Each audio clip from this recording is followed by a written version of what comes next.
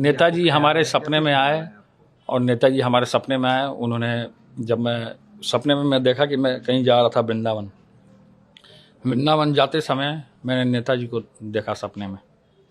उसके बाद सफाई गांव गया मैं, वहाँ देखे कि नेताजी बैठे हुए थे और किन्हीं लोगों से चर्चा कर रहे थे, कुछ पॉलिटिकल चर्चा कर रहे होंगे। वहाँ उस बीच मैं वहाँ मिला उनसे और वो हमको देखे तो अवस्था पर रह गए कि आप तेज प्रताप जी अचानक से कैसे आ गए। हम बोले वृंदावन जा रहे थे नेताजी, आपसे मिलना था हमको।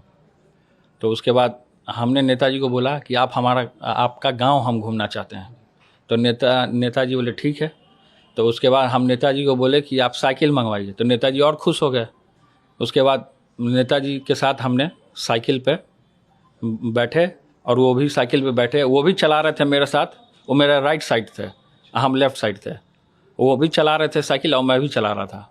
तो फिर कुछ दूर मैं गया तो वहाँ कोई गांव में टूटा पुल था, तो वहाँ पे कोई औरत थी, कोई महिला थी खड़ी, गांव के ग्रामीण कोई होंगी, तो वो खड़ी थी। तो नेताजी से उन्होंने पूछा कि नेताजी इधर कहाँ।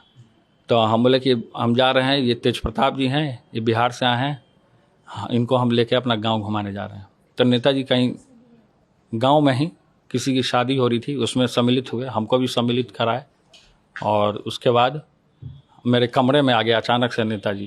तो कमरे में आए, एक बूढ़ा था बगल में, वहाँ बैठे हुए थे नेताजी। तो उसके बाद उनको मैं बोला कि आप सोफे पे बैठ जाइए। तो नहीं, नेताजी बहुत सिंपल हैं, शुरू से ही थे वो, और उनका जनता से बहुत नज़दीकी का इंटरेक्शन और पब्लिक के बीच में धरातल से जुड़े हुए समाजवादी का जो विचार होता है उसको फैलाया उन्होंने। और मैं भी ज़मीन पे बैठ गया।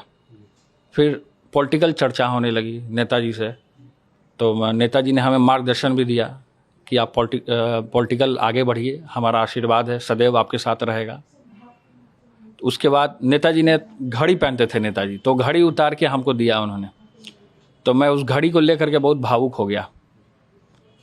उसके बाद भावुक हो गया, उसके बाद मैं रोने लगा सपने में। नेताजी के आँख से भी आंसू आने लगे। फिर नेताजी ने हमें गले लगाया। फिर उसके बाद अचानक से सपना टूट गया। फिर मैं नींद से उठा।